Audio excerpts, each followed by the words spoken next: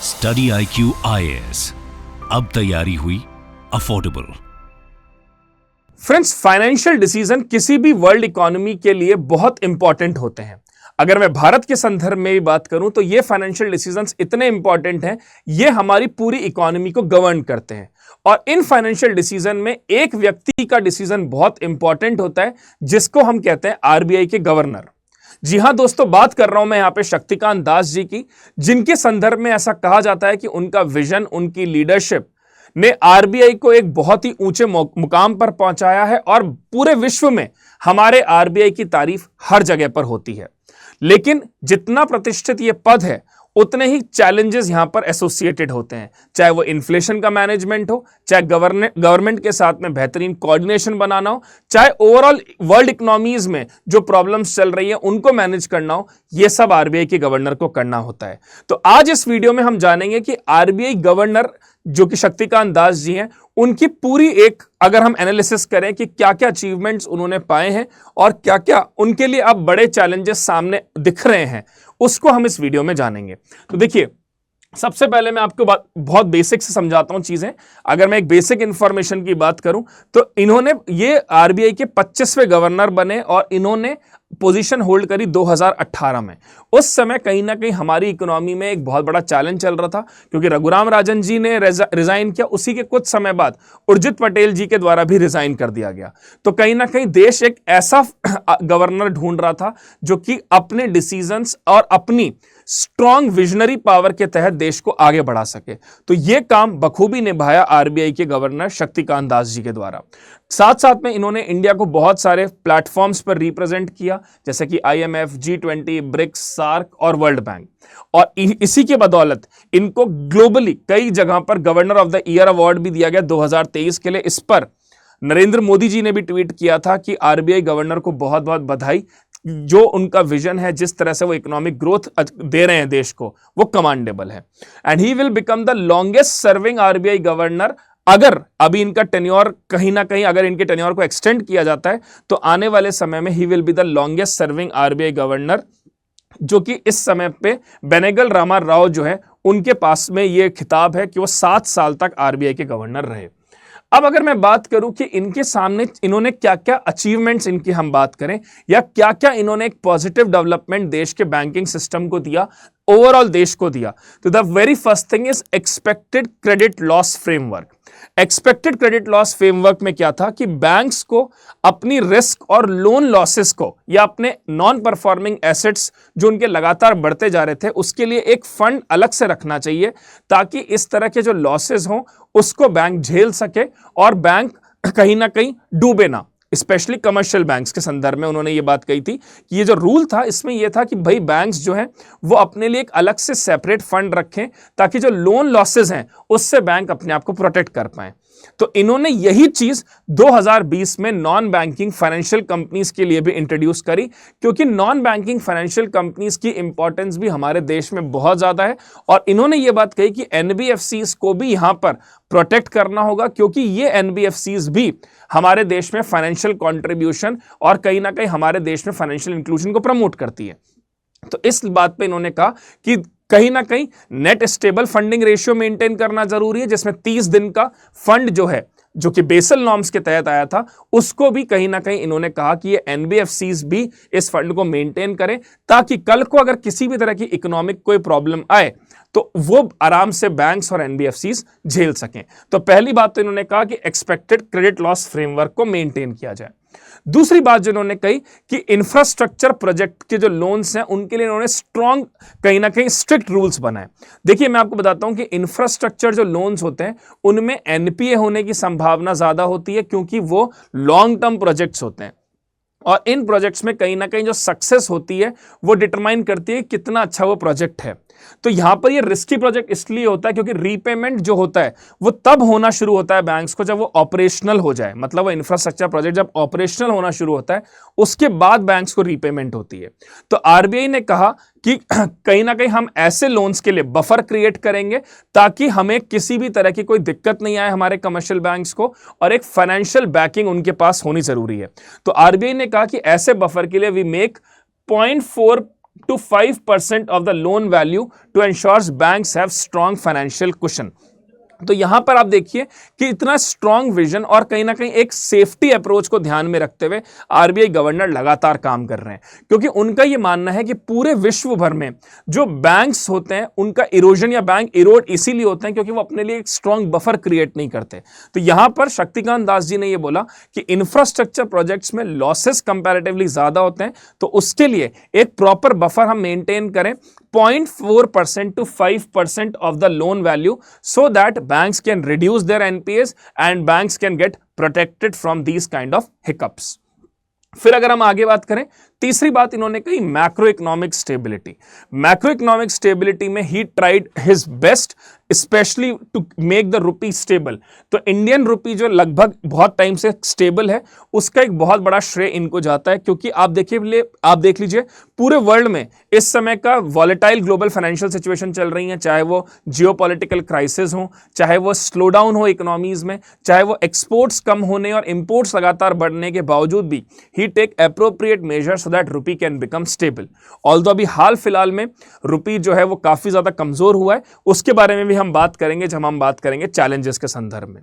साथ साथ में इन्फ्लेशन कंट्रोलिंग की अगर मैं बात करूं तो आपको पता होगा मॉनेटरी पॉलिसी कमेटी के द्वारा हर 5 साल में इन्फ्लेशन टारगेट किया जाता है, और हमारे यहां जो अभी इन्फ्लेशन टारगेटिंग रेंज है दैट इज 4% ±2%। इसका मतलब अगर इन्फ्लेशन की जो रेंज है दैट इज 2% to 6%, ये वो इन्फ्लेशन की रेट है जिसमें हमारे यहां पे अनएम्प्लॉयमेंट सबसे कम होता है, that is NAIRU rate, non accelerating inflation rate of unemployment.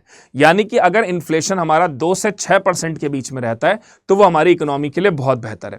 तो यहां पर इन्होंने बोला कि कोर इन्फ्लेशन जो है वो भी 4 साल के लो पर है in financial year 2024, that is 4.3%। Although अभी इस समय पर इन्फ्लेशन हाइक करा हुआ है।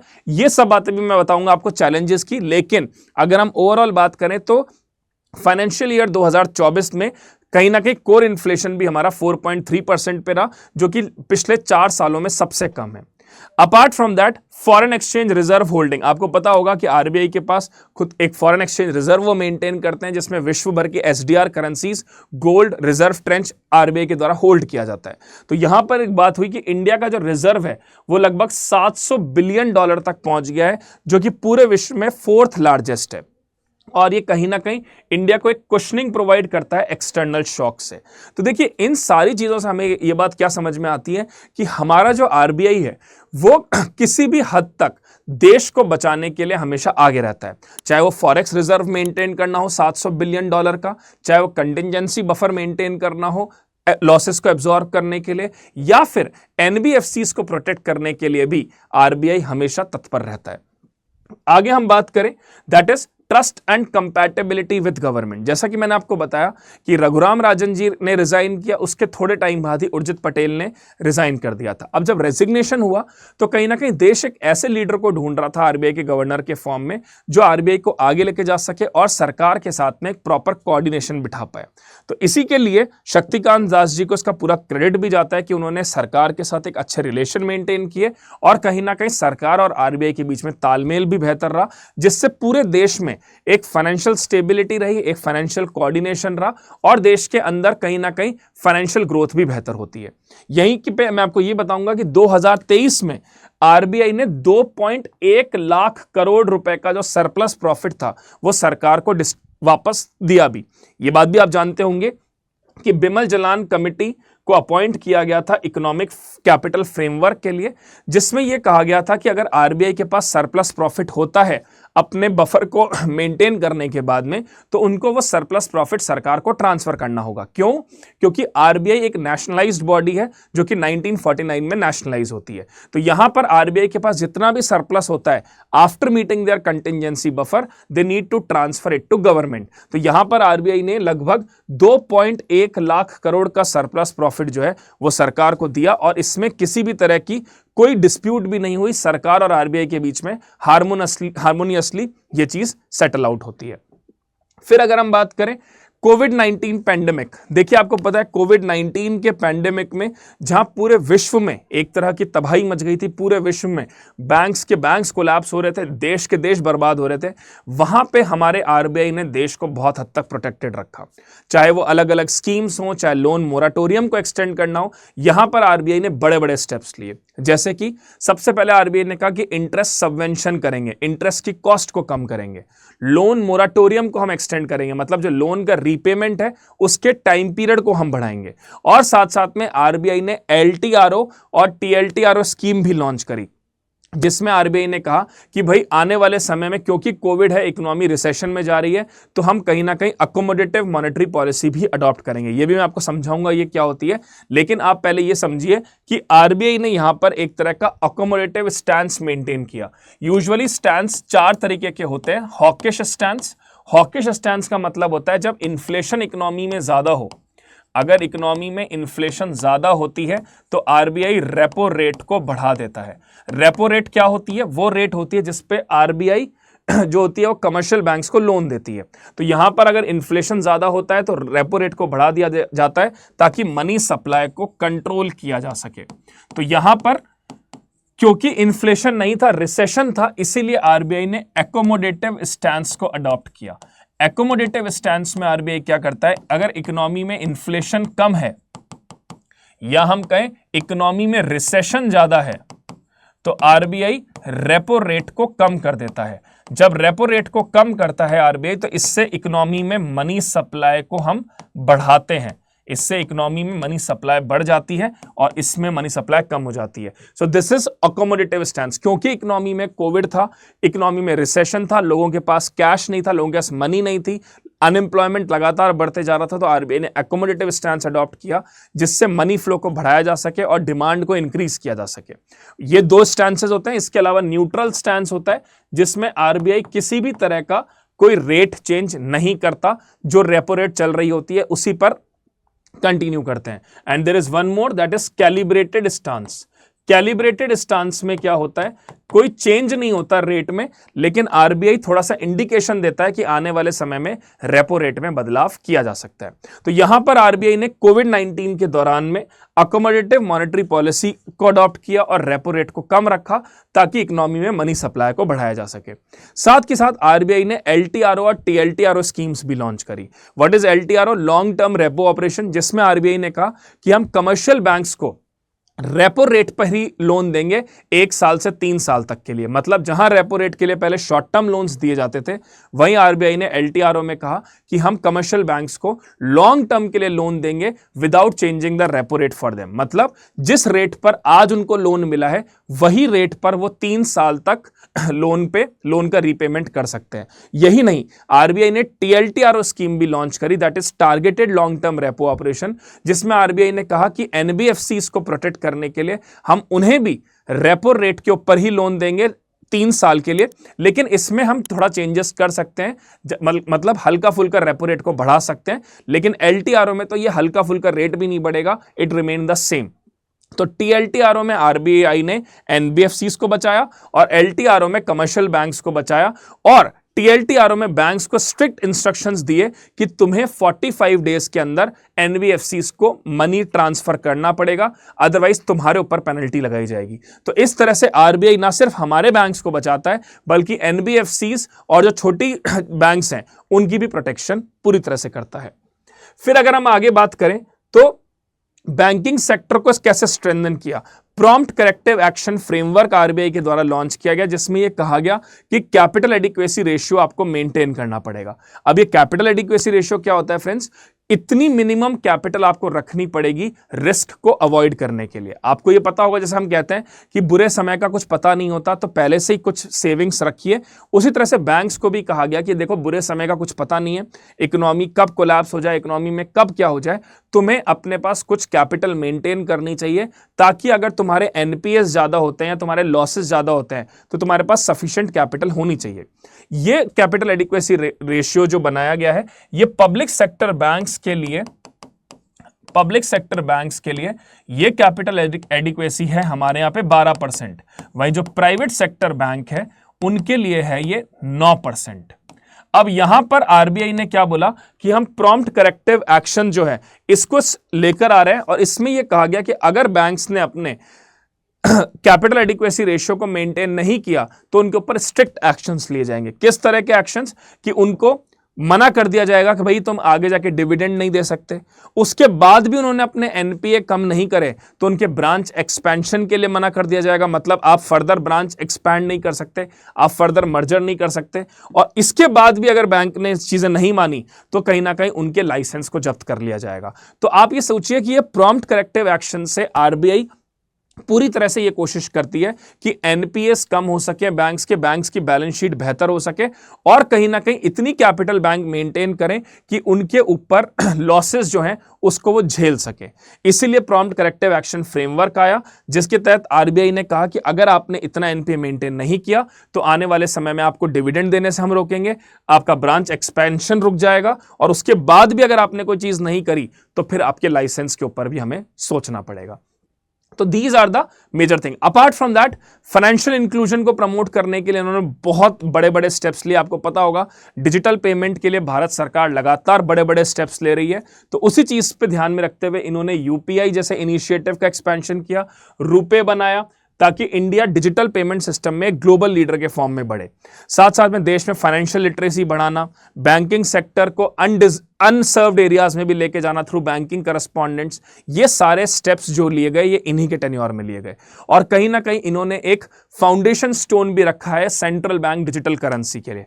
आपको पता होगा बिटकॉइन जैसी जो क्रिप्टो करेंसीज हैं जिनके कोई सिर पैर नहीं है, जो बहुत एक तरह से अनसेफ है, और भारत जैसी कंट्री में जहां फाइनेंशियल लिटरेसी बहुत वीक है वहां पर आरबीआई खुद की एक डिजिटल करेंसी लॉन्च करती है, CBDC, that is central bank digital currency, जो कि एक लीगल टेंडर्ड करेंसी मानी गई है। That means it is backed up by RBI. तो यहां पर आरबीआई ने कहा कि तुम लोग चिंता मत करो, तुम्हें अगर डिजिटल रुपी चाहिए तो हम लेकर आते हैं अपना सीबीडीसी, जिसके तहत तुम्हें कोई जरूरत नहीं है किसी और ब्लॉकचेन टेक्नोलॉजी या किसी और क्रिप्टो करेंसी को फोकस करने के लिए। So these all steps were taken by his during his tenure. Now as I told you कि आरबीआई के गवर्नर का जो पद होता है वो बहुत बड़ा होता है, बहुत इंपॉर्टेंट होता है। तो ऑब्वियस सी बात है कि जब ये पद इतना बड़ा है, ये पाथ इतना बड़ा है, तो इस पर कहीं ना कहीं कांटे भी बहुत है, इस पर कहीं रिस्क भी बहुत है। तो सबसे बड़ा चैलेंज तो इनका ये है कि आरबीआई और गवर्नमेंट के बीच में लगातार कुछ समय से टसल चल रही है। ये मैं आपको समझाता हूं। अभी हाल फिलहाल में मॉनेटरी पॉलिसी कमेटी की मीटिंग होती है। इस मॉनेटरी पॉलिसी कमेटी की मीटिंग में यह अंदेशा था, यह एक्सपेक्टेशन थी कि आने वाले समय में आरबीआई रेपो रेट को कट करेगी, लेकिन आरबीआई ने यहां पर अपना न्यूट्रल स्टैंस मेंटेन रखा। दैट मींस आरबीआई ने रेपो रेट में कोई बदलाव नहीं किया। जैसे ये बात सर्कुलेट हुई, इस बात पर निर्मला सीतारमण जी और कहीं ना कहीं पीयूष गोयल जी के द्वारा एक कुछ स्टेटमेंट्स हैं। उन्होंने कहा कि अगर हम देश को चाहते हैं कि देश डेवलप हो, अगर हम चाहते हैं कि देश में इकोनॉमिक ग्रोथ प्रमोट हो, तो अगर आरबीआई रेपो रेट को चेंज नहीं करेगा या रेपो रेट को कम नहीं करेगा तो इससे देश में विकास में यह बहुत बड़ी बाधा हो सकती है। सेम चीज निर्मला सीतारमण जी के द्वारा कहा गया कि बैंक्स को लोन्स को अफोर्डेबल करना होगा अगर हमें एक्सपेंशन करना है, हमें मैन्युफैक्चरिंग सेक्टर की ग्रोथ चाहिए। तो इसी बात पर आरबीआई के गवर्नर ने कहा कि हम आने वाले समय को यह जानते हैं कि अगर हमने अभी ध्यान नहीं दिया तो यह आगे जाकर इकोनॉमी में बहुत बड़ा चैलेंज ला सकता है, बहुत बड़ी कोलैप्स ला सकता है। और एग्जैक्टली वही हुआ फ्रेंड्स। अगर मैं आपको बताऊं कि इकोनॉमिक कंटेक्स्ट में जो हमारा Q2 है, इसमें जीडीपी ग्रोथ जो है वो कम हुई और इन्फ्लेशन टारगेटेड रेंज को ब्रीच कर गया। दैट मीन्स इन्फ्लेशन जो है वो 6% से ज्यादा हो गया। अब आप एक चीज सोचिए, आरबीआई के गवर्नर को यह बात मालूम थी कि दिवाली का जो समय है या जो क्रिसमस का जो अब समय आने वाला है या न्यू ईयर का जो टाइम आएगा, इसमें लोगों की स्पेंडिंग बढ़ती है। और जब हमने देखा कि टोमेटो की प्राइसेस बहुत हाई हुई, स्पेशली वेजिटेबल प्राइसेस की अगर मैं बात करूं, तो फूड इन्फ्लेशन जो था वो हमारा बहुत तेजी से बढ़ा, 42% का जंप हुआ उसमें, जिसकी वजह से इन्फ्लेशन जो है वो अपर टॉलरेंस लिमिट को क्रॉस कर गया 6% से ऊपर। यही एक बहुत बड़ा रीजन था जिसकी वजह से आरबीआई ने एक न्यूट्रल स्टैंस मेंटेन रखा। सरकार की तरफ से लगातार यह बात कही जा रही थी कि आरबीआई को सिर्फ फूड इन्फ्लेशन को ध्यान में रखते हुए इन्फ्लेशन रेट को न्यूट्रल नहीं रखना है, क्योंकि फूड इन्फ्लेशन एक बहुत छोटा सा कंपोनेंट है देश के ओवरऑल इन्फ्लेशन में। लेकिन आरबीआई गवर्नर ने वहां पर ये बात लगातार वो कहते रहे कि अगर हमने यहां पर रेपो रेट को कम किया तो हो सकता है देश जो है वो डबल डिजिट इन्फ्लेशन भी देखे। तो ऐसी चीज में हमारी कंपनीज को नुकसान हो सकता है, हमारी मैन्युफैक्चरिंग ग्रोथ को नुकसान हो सकता है, सेविंग्स इरोड हो सकती है और इकोनॉमी में एक बहुत बड़ा टर्मोइल आ सकता है। इसी चीज को ध्यान में रखते हुए आरबीआई ने न्यूट्रल स्टैंस मेंटेन किया। वहीं सरकार इस बात से बहुत खफा है कि आरबीआई ने रेपो रेट में बदलाव क्यों नहीं करे। अगर आरबीआई रेपो रेट में बदलाव करेगा तो कहीं ना कहीं मैन्युफैक्चरिंग सेक्टर और हमारा एक्सपेंशन यहां पर हो सकता है, इन्वेस्टमेंट बढ़ सकता है। तो यह पहला एक चैलेंज है जो इन्होंने फेस किया। फिर दूसरी चीज, ट्रांजिटरी फेज और स्ट्रक्चरल फेज में अंतर होता है। देखिए, ट्रांजिटरी फेज में अभी हमें दिख रहा है कि जो हमारा कोर इन्फ्लेशन है वो भी बढ़ रहा है और रिटेल इन्फ्लेशन हमारा 6% से ऊपर चला गया है। अब ये सब ट्रांजिटरी है क्योंकि टोमेटो प्राइसेस हाई हुई, फूड प्राइसेस हाई हुई और because of the festive season ये इन्फ्लेशन ने टारगेट रेंज को ब्रीच किया। लेकिन आरबीआई का कहना है कि ये सिर्फ एक ट्रांजिटरी फेज है। आने वाले समय में जब राबी क्रॉप्स बेहतर होंगी और अच्छे मॉनसून की वजह से आने वाले समय में जब फूड प्राइसेस लगातार कम होती जाएंगी, वेजिटेबल प्राइसेस कंट्रोल होंगी, तो ये अपर टॉलरेंस लिमिट वापस कंट्रोल में आ जाएगी। तो यहां पर आरबीआई का कहना है कि हमने ये न्यूट्रल स्टैंस इसीलिए मेंटेन किया ताकि इकोनॉमी में स्टेबिलिटी मेंटेन रहे। तो यहां पर आरबीआई के लिए कई बार बहुत टफ हो जाता है ट्रांजिटरी फेज को भी देखना और स्ट्रक्चरल फेज को भी देखना, क्योंकि अगर ट्रांजिटरी फेज के अकॉर्डिंग चलेंगे तो प्रॉब्लम ज्यादा बड़ी हो सकती है। लेकिन यहां पर जब लॉन्ग टर्म प्रोजेक्शन ध्यान में रखा जाता है, लॉन्ग टर्म ग्रोथ ध्यान में रखी जाती है, तो स्ट्रक्चरल इन्फ्लेशन पर ही आरबीआई बैलेंस करने की कोशिश करती है कि हमें ग्रोथ को कॉम्प्रोमाइज नहीं करना, इन्फ्लेशन भी कंट्रोल रखना। देखिए, चैलेंज कितने सारे हैं। पहला चैलेंज तो यह कि सरकार के साथ हार्मोनियस रिलेशन, दूसरा ग्रोथ हैम्पर्ड नहीं होनी चाहिए, लगातार एक्सपेंशन भी करना है, मैन्युफैक्चरिंग ग्रोथ भी देखनी है, एम्प्लॉयमेंट भी देखना है और इन सब चीजों के बाद इन्फ्लेशन भी कंट्रोल होना चाहिए। सो this is again a very big and tough job. उसके बाद अगली प्रॉब्लम है बढ़ते हुए एनपीएस। एनपीएस भारत सरकार के लगातार बढ़ रहे हैं और भारत के बैंकों के लगातार बढ़ रहे हैं and this is again a major challenge in front of RBI. Following strict capital adequacy norms, following strict Basel norms, still our NPAs are huge. तो अगर आप देखें इस पूरे बार डायग्राम में तो एग्रीकल्चर सेक्टर का एनपीएस सबसे ज्यादा है और यहां पर प्रायोरिटी सेक्टर लैंडिंग को भी आरबीआई को ध्यान में रखना पड़ता है कि प्रायोरिटी सेक्टर में हमें एग्रीकल्चरल स्मॉल फार्मर्स को लोन देने होते हैं, स्मॉल इंडस्ट्रीज को लोन देने होते हैं। इसकी वजह से हमारे एनपीए भी बहुत बढ़ रहे हैं। तो अब एनपीए एग्रीकल्चर सेक्टर में इंक्रीज हो रहा है, इंडस्ट्री में भी ऑलमोस्ट ज्यादा है, सर्विस सेक्टर में कंपैरेटिवली कम है और रिटेल लेवल पर, इंडिविजुअल लेवल पर ये सबसे कम है। तो क्योंकि प्रायोरिटी सेक्टर लैंडिंग में लोन देने होते हैं जिसकी वजह से एग्रीकल्चरल लोन्स भी हमारे ज्यादा हैं और कहीं ना कहीं ये भी एक बहुत बड़ा चैलेंज है स्पेसिफिकली आरबीआई के लिए। देन अगर एक और चैलेंज की मैं बात करूं वो है इकोनॉमिक कैपिटल फ्रेमवर्क को लेकर। जैसा कि मैंने आपको बताया कि इस साल 2024 में आरबीआई ने 2.11 लाख करोड़ रुपए ट्रांसफर करे हैं केंद्र सरकार को। जैसा मैंने आपको बताया था कि बिमल जलान कमेटी को अपॉइंट किया गया था ये देखने के लिए कि कितना कंटिंजेंसी रिजर्व आरबीआई को मेंटेन करना चाहिए और कितना एक्सेस उन्हें वापस देना चाहिए। तो यहां पर बिमल जलान कमेटी ने बताया कि आरबीआई को 5.5 से 6.5% के आसपास का रिजर्व मेंटेन करने की जरूरत है। उसके अलावा जितना पैसा इनके पास है वो उन्हें केंद्र सरकार को देना होगा। अब यहां पर आरबीआई गवर्नर का यह कहना है कि अगर हमें ग्लोबल शॉक्स से अपने देश को बचाना है, अगर हम हमारी इकोनॉमी को बचाना चाहते हैं तो कहीं ना कहीं इस कंटिंजेंसी रिजर्व को थोड़ा सा बढ़ाना जरूरी है, लगभग 8 से 9%। लेकिन भारत सरकार का यह कहना है कि अगर आप 8 से 9% को रिजर्व में रखते हो तो इससे देश में एक्सपेंशन नहीं होगा, देश में डेवलपमेंट नहीं होगा, देश में हम अनएम्प्लॉयमेंट को न्योता देंगे और आने वाले समय में देश में एक स्लो डाउन आ जाएगा। तो अभी जो रिजर्व तय हुआ है दैट इज 5.5 to 6.5%। फिर एक और बहुत बड़ी प्रॉब्लम है करेंसी को स्टेबल रखना। यू नो दिस थिंग कि डॉलर लगातार मजबूत हो रहा है और ट्रंप के राष्ट्रपति बनने के बाद तो डॉलर और मजबूत होता है। अब यहां पर रुपये लगातार जब वीक होता है तो आरबीआई को फॉरेक्स को भी मैनेज करना होता है। ऐसे में आरबीआई क्या करता है, फॉरेक्स को मैनेज करने के लिए एक्सेसिव डॉलर रिलीज करता है और रुपये एब्जॉर्ब करता है। तो जब डॉलर रिलीज होता है तो इससे आरबीआई का फॉरेक्स भी कम होता है। और अगर हम बात करें तो कहीं ना कहीं लगातार हमारा फॉरेक्स ड्रॉप हुआ है और 1998 के बाद हाईएस्ट एवर हमारा फॉरेक्स जो है वो गिरा है। तो आरबीआई ने लगभग $7.2 बिलियन के डॉलर जो है वो रिलीज किया है मार्केट में ताकि रुपी को कंट्रोल किया जा सके। Now this is again a major challenge. यहां पर अगर फॉरेक्स कम होता है आपका, तो आपका ओवरऑल जो इकोनॉमिक प्रोटेक्शन होता है, इकोनॉमिक स्टेबिलिटी होती है, उस पर भी इंपैक्ट आता है। लेकिन आरबीआई के गवर्नर का यहां पर यह कहना है कि हमारे पास इतना एडिक्वेट रिजर्व है कि हम आराम से 11 महीने के इंपोर्ट्स को इजीली मेट आउट कर सकते हैं, and we are having so much of forex reserve that we can provide excessive cushioning over there. So this is again a thing. Now let's attempt a question on this regard. Consider the following function of RBI: formulating and implementing monetary policy to control inflation, issuing and managing the currency in India, supervise and regulate commercial bank, managing India's foreign exchange reserve. अब आप मुझे comment में इसका answer दें, साथ साथ में आप कमेंट में मुझे एक चीज और बताइए, आरबीआई गवर्नर शक्तिकांत दास जी के बारे में आपका क्या व्यू पॉइंट है? क्या उनके द्वारा लिए गए स्टेप्स अब तक बहुत बेहतरीन है, या अभी कहीं ना कहीं आने वाले समय में उनके लिए चैलेंजेस बड़े होंगे, और किस तरह से वो इन चैलेंजेस को मेट आउट करते हैं ये देखने होगा।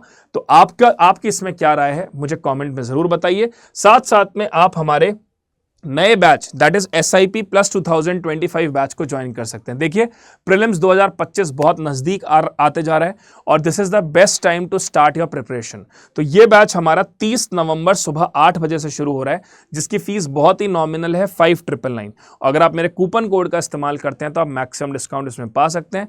लाइव क्लासेस होंगी, डाउट सेशन होगा, बेहतरीन कॉन्टेंट आपको दिया जाएगा, उसके साथ साथ में प्रीलिम्स की एक होलिस्टिक तैयारी इस बैच में कराई जाएगी। इसके अलावा फ्रेंड्स एक और इंपॉर्टेंट बात, हमारा P2I फाउंडेशन नवंबर मॉर्निंग बैच भी स्टार्ट हो गया है। ये बैच हमारा कल से शुरू हुआ था सुबह 8 बजे, और इस बैच में भी आप एनरोल हो सकते हैं अगर आपका अटेम्प्ट 2026 का है। तो इसकी फीस 29,999 है, और अगर आप मेरे कूपन कोड का इस्तेमाल करते हैं तो आप इसमें मैक्सिमम डिस्काउंट पा सकते हैं।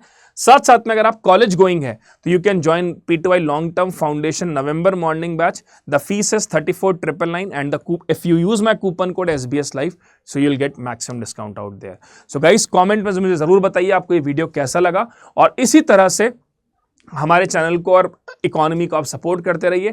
Thank you so much, God bless you all, and you can also join my Telegram channel through scan and Insta channel also. Thanks all, that's it from my side, take care. Study IQ IAS, अब तैयारी हुई affordable.